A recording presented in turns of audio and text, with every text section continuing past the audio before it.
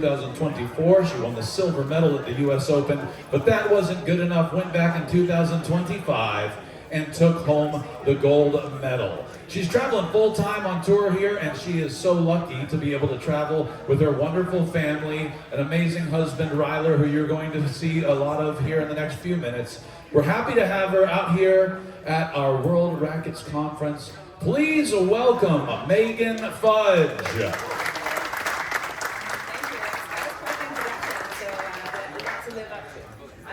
Thank you guys, first of all, for coming out. I know it's 9 a.m. and everyone's surprised that so many people are out here, especially talking about pickleball, right? I'm going to have my family play here while I kind of share a little bit. You guys have balls? Yeah. You guys can go ahead and hit. But before I introduce the players, I want to share a little bit on the side of pickleball and why I'm going to talk about pickleball IQ. I actually think that pickleball is one of the most misunderstood sports out there. Just to kind of paint the picture for you guys, you know, walking past a public court or a park, and you see 4 70-year-olds standing on a court, hitting this ball back and forth, and you're like, oh my gosh, what are they doing? Why would that be fun? Why are they out there for hours? I know you guys have all thought that. I was there with you guys, and I just don't understand the point, right? I don't understand, why is this fun? Why is this intriguing? Like, is this even a sport? 4 years later, I'm standing here as a professional pickleball player, intrigued by this game, addicted to this game, and I want to share a little bit more why. It's not just about the shots being hit here, it's the data analysis, it's the data pickup, it's the IQ that comes with the game. You guys had the pleasure of listening to Andre Diescu. He's one of the most amazing players of our sport to watch play. But you kind of look at the guy and you're like, this unbelievably athletic guy, why is he playing this unbelievably unathletic sport, right? I mean, like, come on, we all think that, right? I mean, it's like, why would they choose to play pickleball? And what you don't understand is Andre's amazing pickleball IQ that he actually did share a lot about this morning. So make sure you continue to attend his sessions and pick his brain as well. But there's more going on than just seeing the ball, right? There's more going on than just hitting the ball. And when you guys are out there teaching pickleball and teaching your players on how to play, or how to hit the ball, or how to hit certain techniques, I want you guys to continue to hone on the fact of there's more to the ball, there's more data to be picked up about just the ball in front of you. It's data that you have to pick up about your opponents. What are they doing? What is the player in front of you doing? What is the player across from you doing? What's the player on your side doing with you, right? You gotta make good decisions as the ball's flying through the air.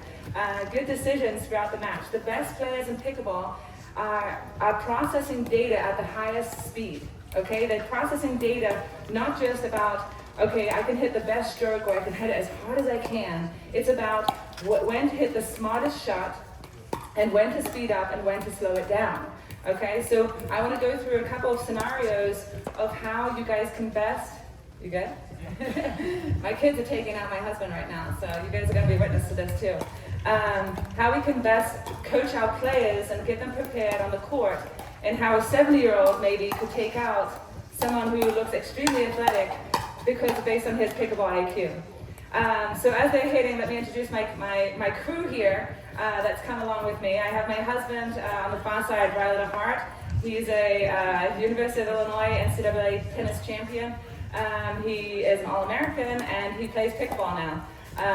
He's played, I was 6 years on the tennis tour, and I'm safe to say that he enjoys pickleball a lot more than he did tennis actually. We have our 2 kids here that we travel with as well. We have JR, who's 8. He'll want me to tell you that he's going to be 9 on Friday because it's very important information. And my daughter's 10, Lily, and they are also addicted to the sport. They travel around the world with me and with us in an RV. So Frank the Tank is our RV, and we get to drive to tournaments, drive to different clubs, and we play and we coach and we demonstrate and we speak to people about pickleball and help to grow the game. So that's a little bit about our story, but let's go into a little bit of scenarios and drills, how I would like for you guys to kind of process data more on the pickleball court than just trying to teach technique. I know I've heard a lot of questions that you guys had for Andre there of like scenarios of like, okay, how can you reset this one right into the kitchen, right? Or how would you dink that? Or when would you drive and drop? And especially the question of when to drive and drop, that's data processing, right? You got to teach your players how to process data. What information are they looking for? What glasses should you put on their head? What are they looking for to decide whether they should drive or drop? Whether they should dink or speed up? Where to attack on someone's opposite side, whether it's their body, whether it's in the court, whether it's to dink another ball to open up proactive dinking. So it's those aspects there that when I'm going through a drill with Ryler, let me take this back real quick. Thank you. You guys have to get water real quick. We're going to go over a little bit of backhand attacks. So when Ryler coaches me and we go through a little bit of work on my technique, for example, on my backhand roll dinks and my backhand attacks, it's not just about hitting the stroke. So if I'm hitting the stroke, I'm just kind of working on attack and go. And I'm going to roll it. Okay, so I have a two-handed backhand, a little bit what Andre was talking about. Dink it in the kitchen for me. There we go. All right.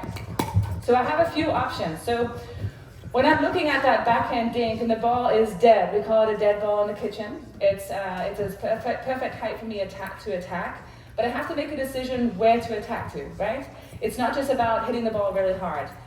The pickleball court is not as big as a tennis court. We got to make good decisions on where to attack and at what speed to attack. So what I'm thinking about is a few different options. Lily, would you stand over there? So when I'm working on my technique, one, I'm lifting up my eyes and looking at where the ready position is in front of me. So if Ryler has his ready position there, maybe hold backhand for me.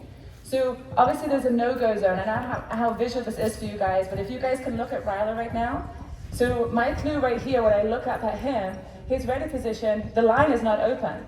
Even though I've drilled this with my coach 100 times, I really want to take this line. But what's going to happen if I hit it down the line?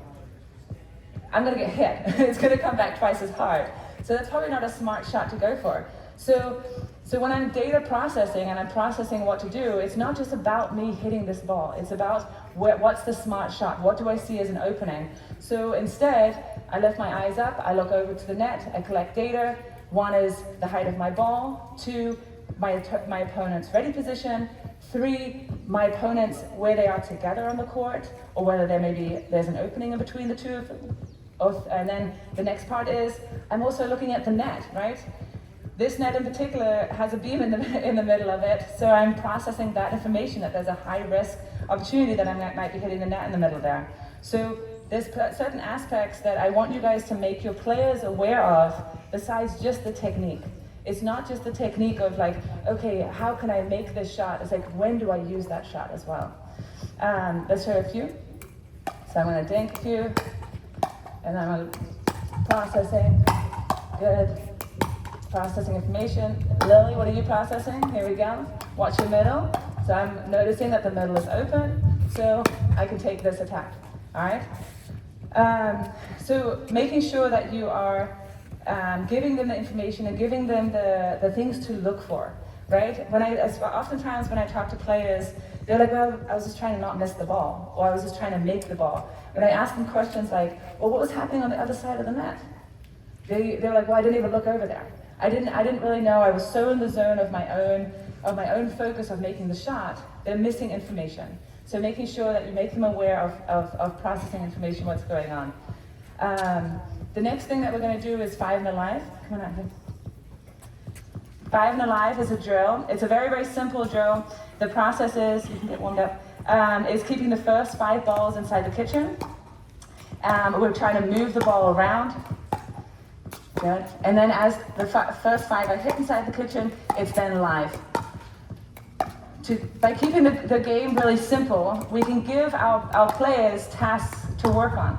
We can keep the ball, we can give them glasses for them to look through. For example, can we be proactive? Here we go, JR's surviving right now. Good. Nice. Good. All right. And then I do scenarios where I say freeze in the middle of the point. So let's play one more point. When I say freeze, I want you guys to stop, and there's something that I want us to process together. Good. Good. Nice. Oh. All right. JR, what did you notice there? Why did you want to take that attack? Tell me what you're processing. What information were you gathering? Where was the ball? High. The ball was high, so that's our first step of processing the ball. What can you tell me about your opponents? They were off to the sides. Did you shift Lily off to the side with your dings? So you created an opening maybe in the middle. That's where you were going to attack. Okay, great. Keep playing again. There we go. Don't just isolate your sister. Go after your dad too.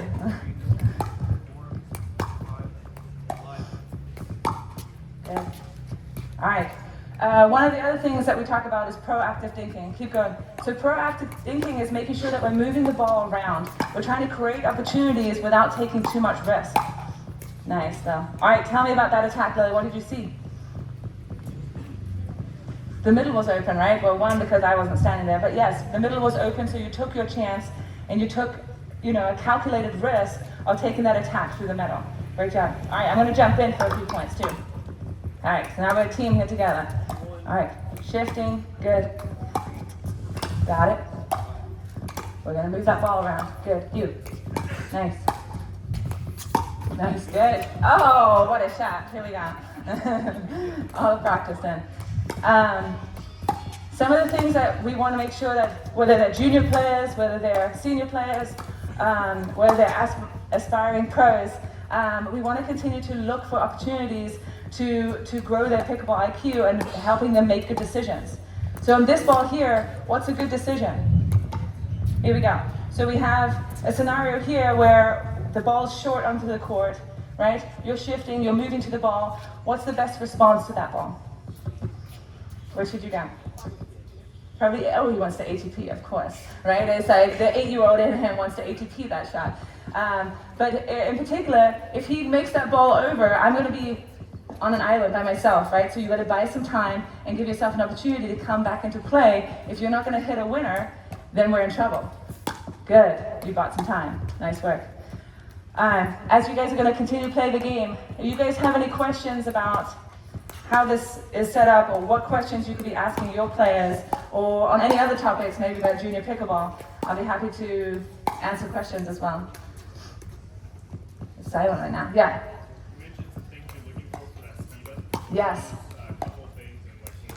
Perfect. Yeah, great question. So a couple of things that I'm looking for in that speed up situation.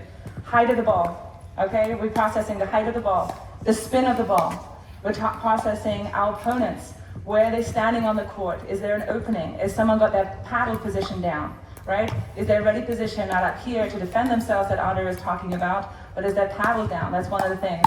Is my partner ready for the speed up? It's not always about me speeding up when I'm in a good position, but if my partner's off the court, I'm going to be ending up playing singles out there. Okay, so these are a couple of points of important aspects when you are considering a speed up. We have to process that information. Great question. One of the other factors when you play in Florida or South Florida is the wind. Okay, so there's oftentimes a lot of wind involved in pickleball. But the pickleball moves a lot in the wind, so you got to consider that factor. If the wind is in your face or behind you, and you want to speed up the ball, you got to calculate aspects of the sun and the wind as well. So keep that in mind as well. Yeah, go ahead. That ATP, so is there ever a time where if that ball's high enough and has enough pace where the ATP is actually a better shot? So on the short ball right here. So your question is, when is a good time to hit an ATP? Actually, yeah. Like right there? Something like that. Yes. Well, an ATP is definitely not an easy shot. It's something that needs to be practiced. I consider it a crucial shot to kind of to work into the game. I see a lot of women and men when they're in the amateur level at 3-5, 4-0 hit these amazing out wide dinks, and I'm like, did you not see the ATP? Like, do you feel comfortable hitting the ATP? You got to go for it. And they're like, I've never hit an ATP in my life. And I'm like, it's such a simple shot. Technically speaking, it's literally just low to the ground, keeping the ball low pace. It's hard to defend, and it's being patient with that shot, right? Being patient, let that ball travel, because you don't need it above the net. You can literally go around the net, and it's more recognizing and seeing that it's there, right? The ball's traveling wide enough for you to take that step out wide and take the risk and go down that line or through that, around the post. on the ATP. I think it's an underrated shot. It's very simple to practice. It's definitely something that players need to hit a couple of times in drills or in training sessions with coaches before they can just recognize it on the court in point play. Because they're so in the zone, especially if they're coming from tennis or table tennis or anything, we all have our eyes going forward. We're all about this way, there you go, this way across the court.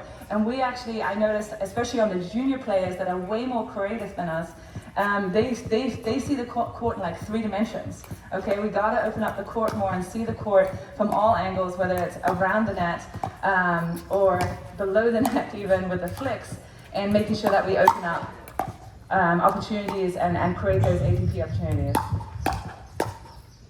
Any other questions right now? No? We feel good about this? Are we awake this morning? Should I pick on people? There we go. All right, so the next thing that we're going to do is, you okay? Yeah. There we go. Make sure you get a quick sip of water. All right, go good. There we go. It's hot out here, so the next thing we're going to do is we're going to go into live play. In live play, in particular, when we're hitting serves and returns and playing all those aspects, there's a lot of information that players are confused by, in particular with the drop and drive, when to go after what. And I like to kind of share more, in particular in 3-and-me's. It's super effective to be beside your player as you're playing with them and getting the chance to play against them. So when I am playing here, and I'm going to play alongside Lily, we're going to do girls with boys. Alongside Lily, I'm going to share more of things that I'm seeing while I'm hitting that allows my player next to me to kind of hear me processing information. Riley, good? Watch the camera behind you then. Thank you. There you go. You want to serve first? All right, what is the first thing you're going to be thinking about when you're serving, Lily? Okay, are you going to try and aim deep? So a deep serve here in this scenario is going to make Ryle's journey a lot further to get to that kitchen line, and then we have a chance to find his feet, right? Perfect. All right, so deep serve, let's go. Nice. There we go. I'm going to drop. Good. We're going to try and create openings in the middle of the court. Good. Shift with me. I'm coming with you. Good. Open the court up. You got it. Nice. And a little luck on the neck for it. Nice shot. Great job. Here we go. We got one here. All right. So let's talk about the third shot. When the return comes back from JR and he has a long journey coming in, what are we aiming for with that third shot? JR. Why are we aiming for JR? Yes, super. Great response. So why we are, in particular on the third shot, we got to be aiming for the person in transition. We got to be aiming for the person moving, right? They're the most vulnerable player on the court, and we're trying to find their feet. They're giving us the most space on the court. They're giving us the most movement, and the fact if they're moving and hitting the ball, they're going to be out of control, right? So our goal here on our side is going to be finding his feet, or the player moving through the transition zone. Let's go. Good. Nice. Find him. Good try. Here we go. Let's do it one more time. Here we go. You're good. All right. Good. Ready. Move forward. Good. Nice response. Shifting. Good. Good. You. Woo! Let's go. Great job. So very often do I hear players or players talk about the third shot and the third shot drop, and it's so often like, oh, I've worked on my third shot drop and it lands into the kitchen perfectly, but when it comes to game time, why is my third shot drop so terrible? I'm like, well, what were you aiming for? I was like, well, Megan, I got it into the kitchen. It was amazing. I'm like, well, where was your opponent? And they're like, well, they were walking through transition. What's the issue with that? Well, I was like, well, they're walking through transition because your drop is perfectly in front of them and they have all the time in the day to get up to this ball and they hit it. So no matter how well you hit that shot and how proud you are of your kitchen drop, that wasn't the target. Your target is your opponent's feet, right? So therefore, now the big motion of talking about drop and drive, it's really the ball, the hybrid that we're talking about.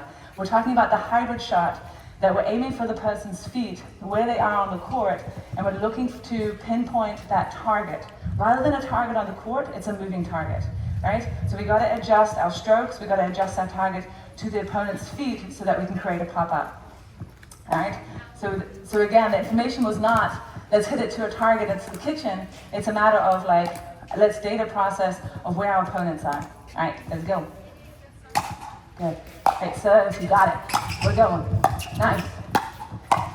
Good. Get forward. Good. Let's dink him out wide. Let's move him. Shift with me. Where are you? Oh, that doesn't happen very often. I thought I was getting hit there. He's being nice today. Here we go. Good. You. Go to. Nice. Oh, that's very good. All right. When a point is won or lost, I don't just go out and be like, oh, I lost that point, that's 1-0.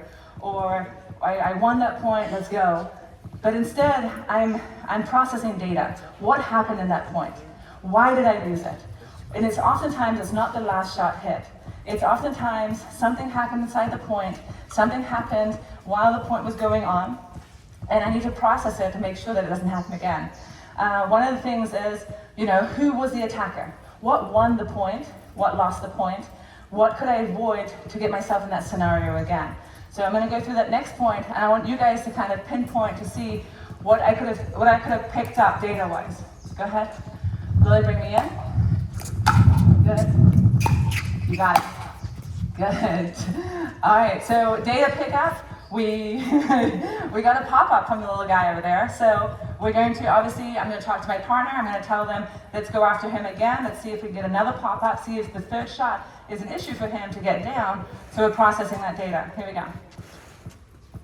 Good. Nice. I'll protect you. Good. There we go. Nice work. Good. Watch out. He's got that flick. Oh, she knows how to respond.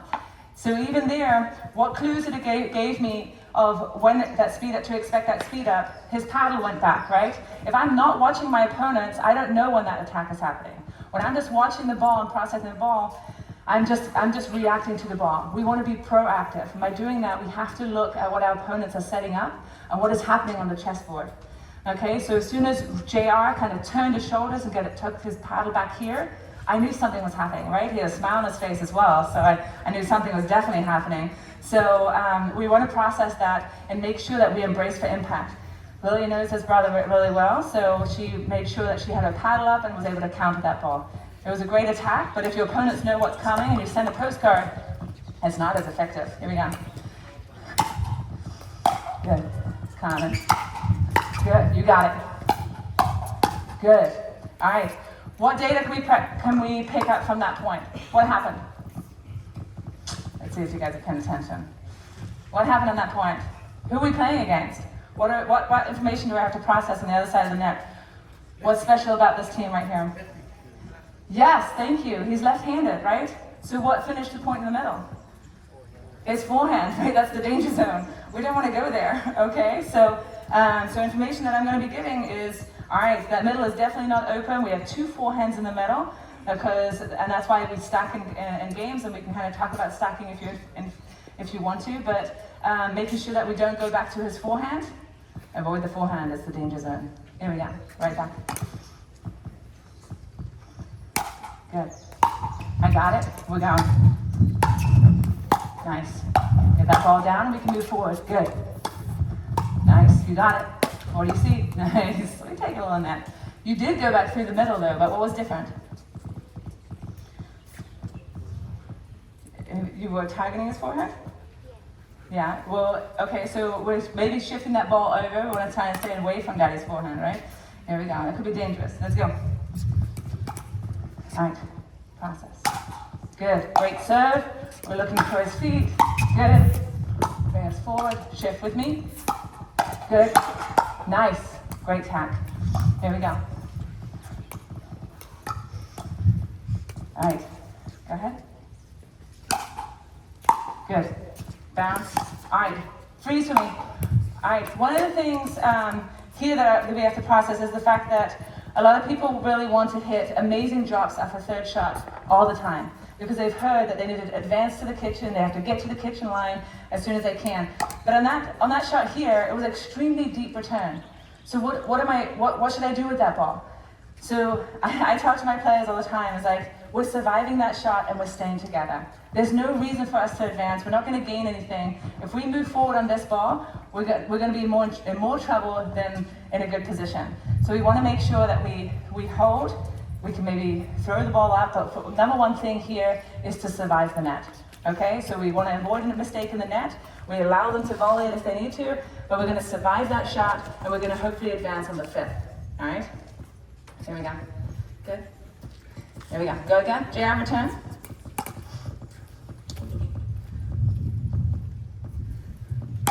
Good. Nice. Good. Great shot. All right. Here we go. Riley needs to protect his player.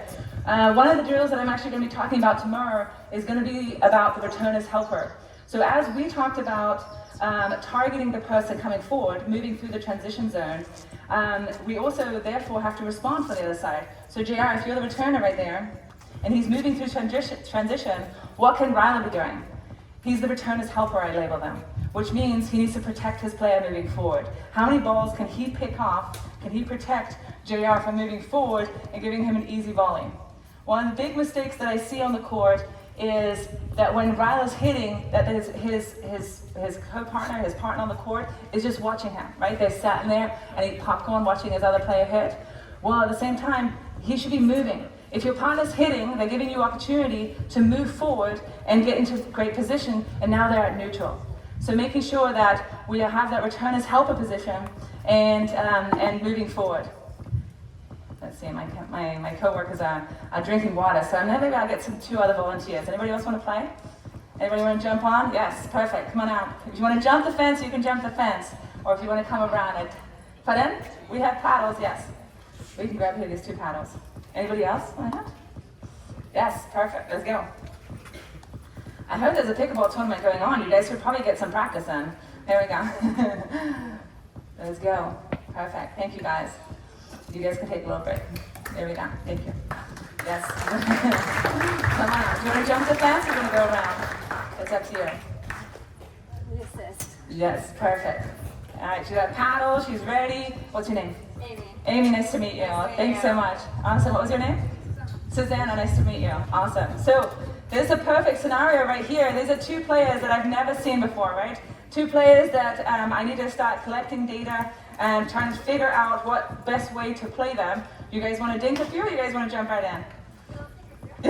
Dink a few, okay. So as we're warming up, that's the first thing I'm looking for, right? We're going to look for technique, we're going to look for strengths and weaknesses in our opponents. So even when we step onto the court and we're here for our 3-minute warm-up that our referee gives us, we're like, okay, what can I pick up from them? What can I pick up on definitely a tennis player on that Susanna side, I'm going to go with. Which is perfect. Yes. Yes. Yeah. So okay, perfect. So they picked up on certain things as well. So in this net here, we don't have a middle beam. We have a double post right here through the middle of the kitchens, which is to stabilize the net a little bit more. It just feels a little different, right? Yeah. Perfect. Good. I think they're pretty warm. You guys want to hit 2, 3 drops? Yes, head on back. Perfect. Nice. 1, you can stay up, Susanna. Yeah. All right. We can hit a little bit too as you guys are hitting, so you guys can watch. So I have a question. Yes, please. We're doing this warm up, you're picking up the Yes, exactly. So what should they be picking up? Yes, really good question. So some of the things that you're picking up from your opponent, because you're warming up your opponent right here, is where's her ready position? Right? Is she a neutral ready position, or is she a backhand ready position? Because what does that mean? Where can I attack on her body? Right? When she's dinking, right? What is she favoring? Is she favoring her forehand? Does she has a lot of topspin or a lot of slice, or does she just push dink? So there's the kind of information that you can grab from her. Does she come back to a ready position after she dinks? A lot of people, when they're dinking, they kind of stay low and expose their shoulders. Great question. Here we go. Right here on her, when I told her to hit thirds, there's the things that I'm picking up is she hitting drives or is she hitting drops? Those are going to be her tendencies in the match as well. Okay? Maybe. There we go. Maybe adrenaline kicks in and it all changes. Good.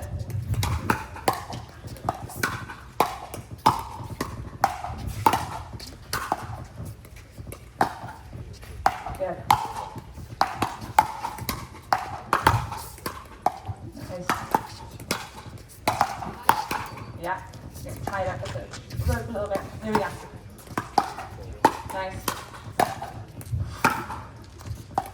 Good. Watching Riley come forward. Good. For his feet. Here we go. All right. You guys ready to go? Feel pretty good?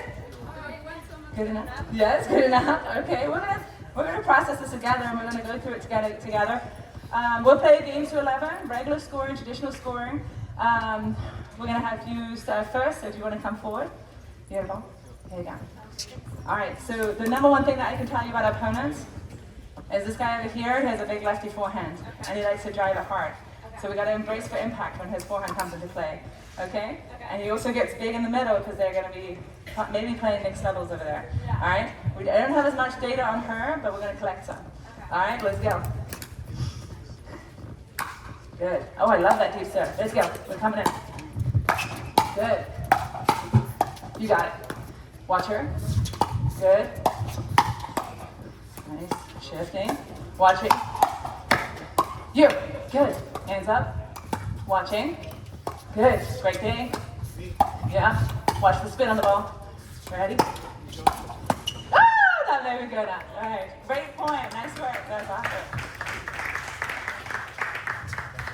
Okay. Side out.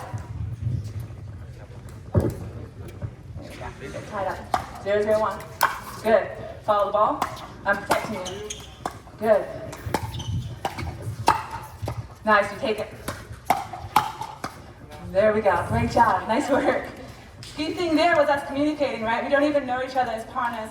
She wasn't sure if it was her ball, my ball. Make sure I'm communicating with her. Here we go.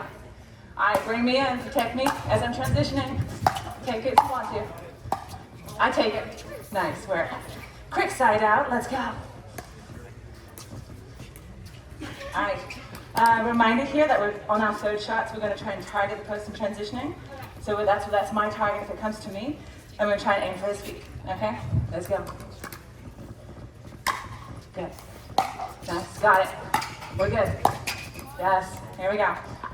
All right. What did you notice about the ball? What was tough? What do you have to process from it? It was dipping. What did I hit? A slice or a topspin? I can't remember. Yeah, because you were focused on your... But hitting that, I hit a topspin ball. So keep that in mind. So it's going to dip pretty fast. Going to come down pretty fast. Make sure you get under. Here we go. 1.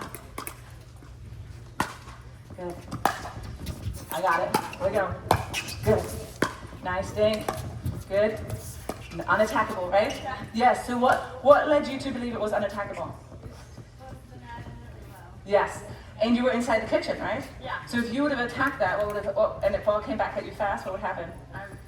It would have been a violation, a kitchen violation, right? That would have got you. Good. Here we go. All right. You got it. And again. Oh, you want it again? No, he's not taking it. Here we go. We'll take it. 2. Good. All right. Good. You got it. Right feet. Take it if you want it. Good. Nice. Spread the court. Ooh, just wide. Just wide. Here we go. So what I was processing there, that she was leaning. She was leaning middle. As in front of me was not open. Middle was taken. You were leaning this way, and I was trying to go behind you. Okay? 2-0 us. Here we go. Good. Got it. Nice. Yes. All right. But what set that point up? Who set that point up perfectly? Who set it up? You did, right? Yeah, that's what we want to hear, right? That's what the guy wants to hear. The hero wants to hear that. Hit the last shot. But it was a beautiful shot before that. She hit an amazing third shot with the topspin that we're talking about, hitting it to my feet. I popped it up. Her partner was hunting, right? We call it hunting. Great shot, great finish. You want to talk about stacking? Yes, okay, perfect. Let's talk about stacking right here. So we talked about having the strength of the forehands in the middle, especially wanting the guy's forehand in the middle. When you have a lefty-righty team, we want to make sure that we keep the guy, or the lefty in this case, on the right side of the court. So in regular scoring, or non-stacking scenario right here, Riley should be serving from the left, because they won the point, he continues to serve. But because we want Riley on the right after he serves, so you're going to stand to the other side of him. Good. And as soon as he hits that serve, which is the legal according to the rules, he's going to shift over to his right position that he wants to be in. It's much easier when you're serving to stack, or you can do the half stack, which is only on serving, but if you do the full stack, it will also be on returns, that we'll show in a minute. Okay, so as soon as he hits the serve, he's going to shift over in his preferred position. Yeah. You got it? Protect me? Good. Nice. Go ahead. Nice. Good. Unattackable. I'm going to give her some slides. See if she gives me a pop-up. Maybe. Alright, so even there, when I'm dinking, I'm looking for a change-up, right? I'm looking for opportunities to not just give them constantly the same ball. We can hit the top spin, we can hit a slice, we can hit the push. It's not just all about changing spots on the court, it's also about changing heights of the ball and spins of the ball. Yes, now we're stacking the opposite way, right? So Ryla still wants to be on the right side of the court with his forehand in the middle, so as soon as she serves, she's going to shift over. Good. I'm going to protect you, come in. You got it. Oh, okay. You didn't like your ball, right? But let's just kind of talk to that point real quick. So one of the things I knew what was happening was Ryla's coming over to drive that ball. You were going to be vulnerable coming forward, and I came over, the returner's helper, to pick that first ball off. I love the fact that you were moving as I was hitting. I could hear you. And so you were moving perfectly into position, and I kept that ball in front of us. Because what would happen if I send that ball cross court to me? I burn myself, right? I make myself vulnerable right here. So by me keeping that volley in front of us, right here, we're in a perfectly strong triangle right here, power triangle we call it, and we can keep that ball in front, and we can neutralize, okay? Side out? Yes. Yes, great job. You playing off all night, that's also Oh yes, okay, let's process that, right? So many times, there's obviously a lot of, the ball's coming at us super fast and we're trying to hit the ball. We're so focused on making our stroke right and keeping that paddle in front of us. But it's our partner's job, to now recognize which ball it was, it's our partner's job to call that ball for us, right? They have the side view of seeing that ball and seeing the trajectory of the ball. Why not call it? Why not help your partner? But we have to verbalize that, we have to communicate that. Kind of working on making sure that we communicate with our partner and supporting our partner on out balls as well. All right, okay, so now we are in the return stack, which is there's the full stack. Remember, Ryler, who's left-handed, wants to be on this side of the court. So how do we get him here? Okay, the number one way of doing it on the return is he's going to signal it to his partner, watch his hand signal. He has a full hand open, which means a switch. Okay, so after she's hit the return, she's going to take the longest distance, she's going to run cross court, and he's going to shift into his correct position. All right, let's watch it play. This is called stacking. Great question. Okay.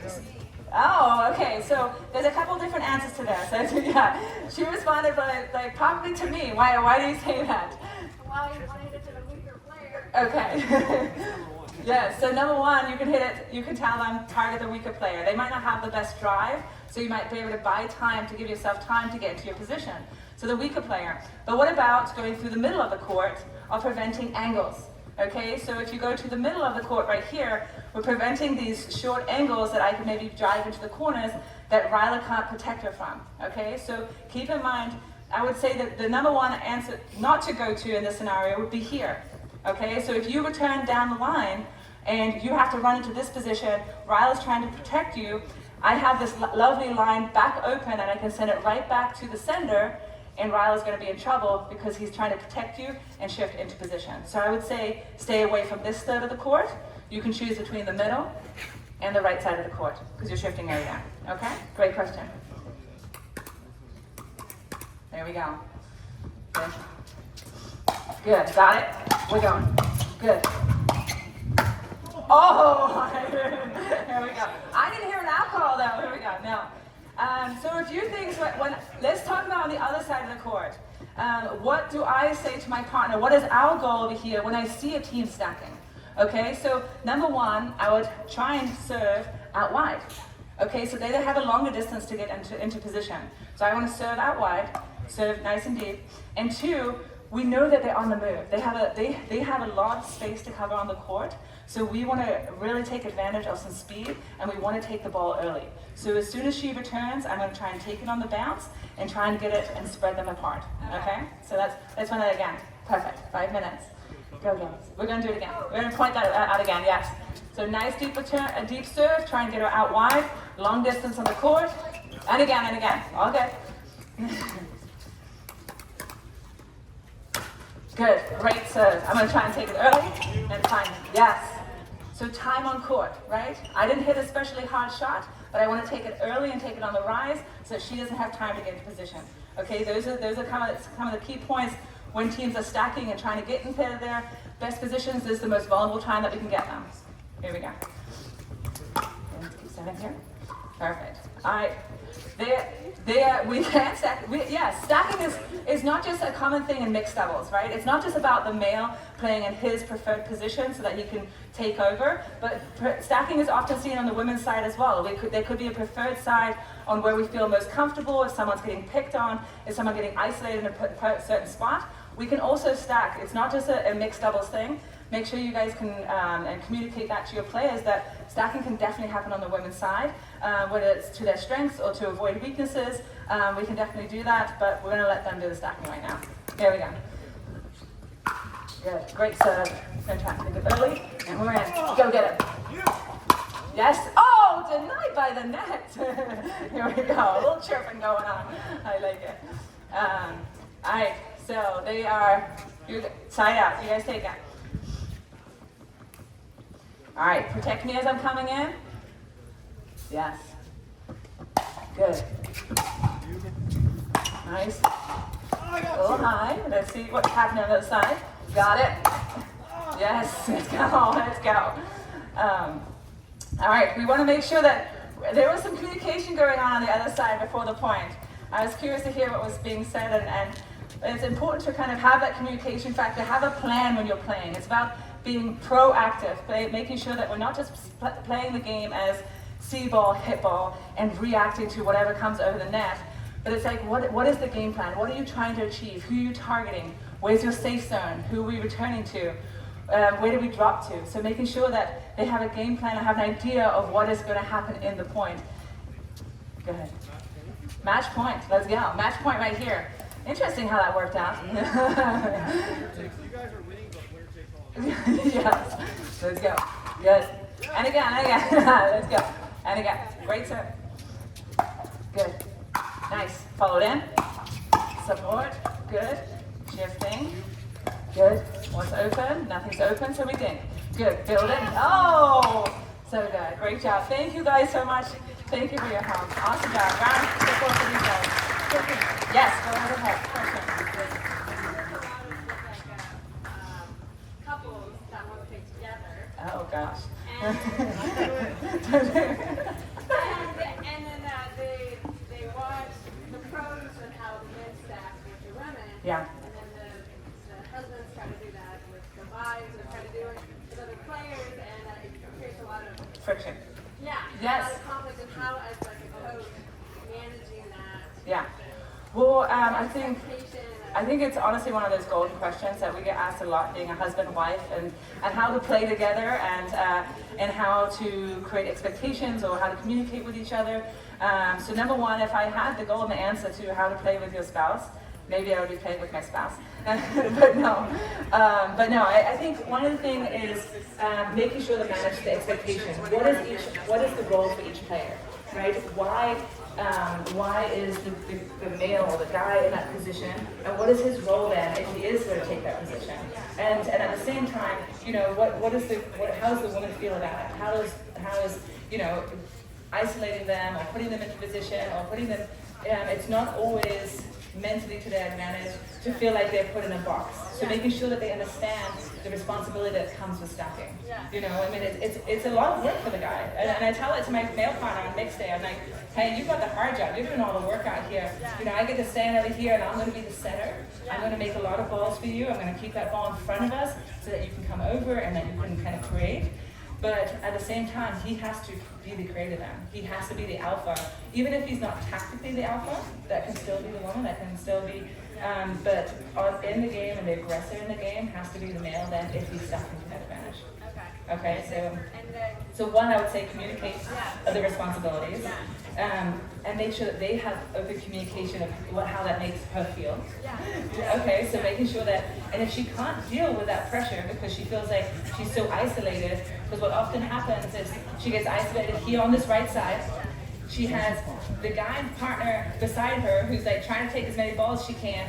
She has a male partner in front of her who's also dancing, trying to take as many balls as she can. That's a very, very frightening aspect for some players. So if at times it might be too much, one, kind of taking some space back off the line, giving her some more space, letting the guy kind of come in here. Or two, maybe a couple points of no stacking. How does it feel, maybe having her on the left, can he get big enough in the middle with his backhand for her to be in front of the goal at times too, just to kind of give her a way out. Okay, does that help? Yeah. Great Thank you. question. I appreciate it. Yeah, for sure. Any other questions? I know I have to wrap up. Jared's coming over here. He's trying to cut me off here. But yes, go ahead. With the serve, do you ever like mix it up besides just doing heavy reads?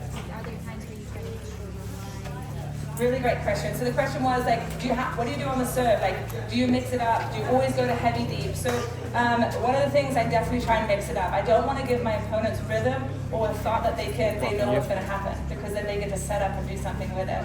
So especially on the stacking, I'll actually go for a short out wide serve, because that creates an even more longer distance for them to get to position. So I love it when teams are stacking that I actually go for a short out wide serve. That's a good time.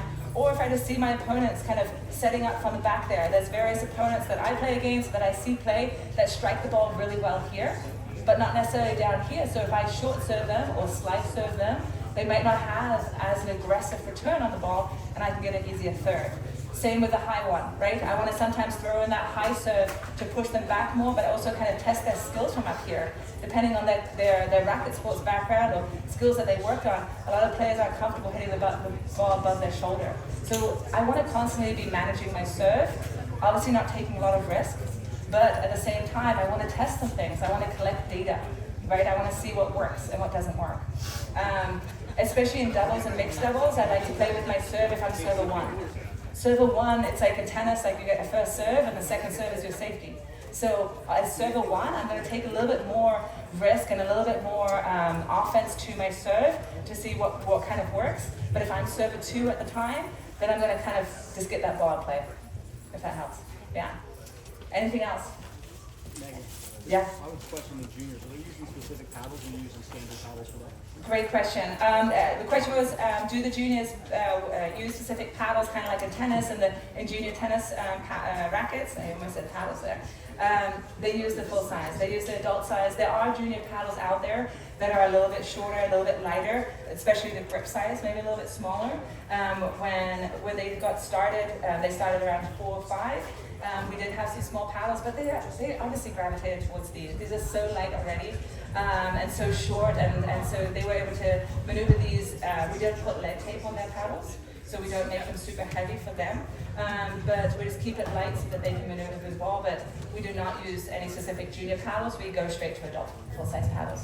Great question.